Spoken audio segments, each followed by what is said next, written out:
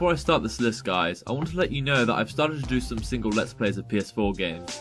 Now obviously the quality of PS4 games will be higher than what you find on Congregate, and 9 times out of 10 on GameJolt, but the difference is PS4 games cost money. Therefore, this time round, if a game costs money, it'll decrease my personal opinion of the game itself.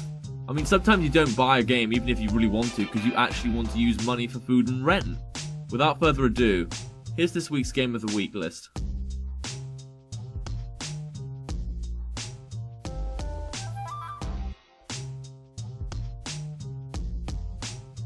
Doli.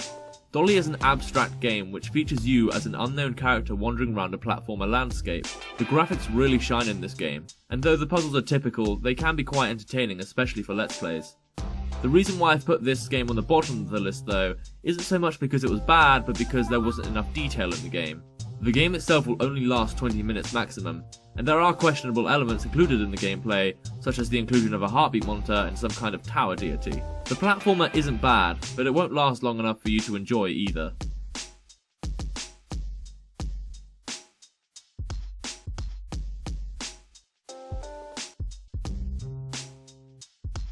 Trapped Wayne's Manor. I'm a huge fan of Carmel games, and though I liked their game Midnight Spooks, I will be honest and say Trapped Wayne's Chamber wasn't as good. You are a nameless protagonist who goes to an escape room event. The plot is you are trying to find the diary of a killer named Wayne, so you can prove he's guilty and send him to jail. To find this journal, you must complete a series of puzzles in the room, but you'll find these puzzles are hardly challenging and you'll barely get a quarter of the way through your 60-minute timer before you complete the game. Even though this game suffers the same glitchy issues as its predecessor, it does have its own story, with an interesting plot twist.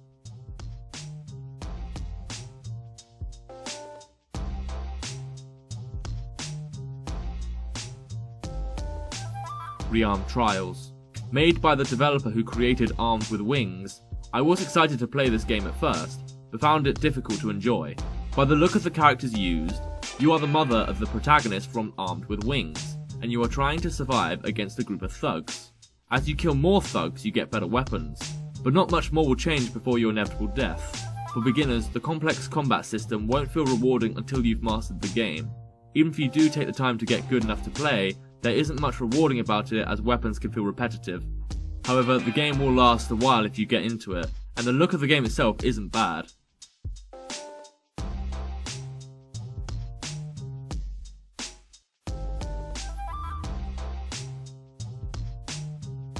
Killing Floor 2. I had this game lying on my PlayStation 4 for some time, and hadn't realised what an amazing game I had bought through PlayStation Plus. It is intended for online purposes, but even offline it can be a laugh. You choose and customise a character, and get to choose from 9 weapon classes which feature a generous amount of guns to choose from. When you're all set, it's basically a survival game where you must defeat waves of zombies. The game looks well polished and amazing, and as well as this the enemies are various and the experience will be one to remember. If there wasn't the issue of the price, this would be my choice of Game of the Week.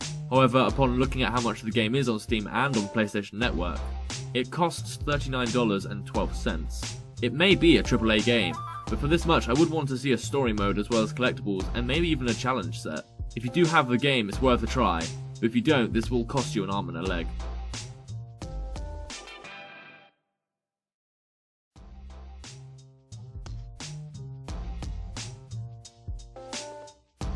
Curses and Chaos. Don't let the graphics of this game deceive you, because this is actually an enjoyable game.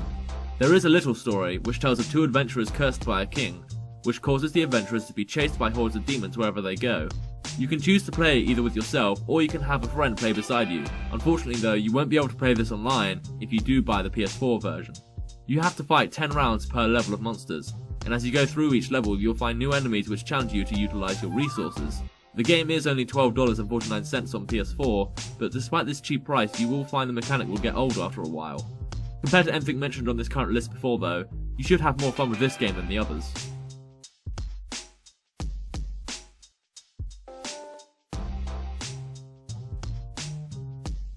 Bit Heroes. Again, despite bad graphics and even lack of story, don't be deceived by the look of this game. The game is multiplayer and features chat rooms for you to talk.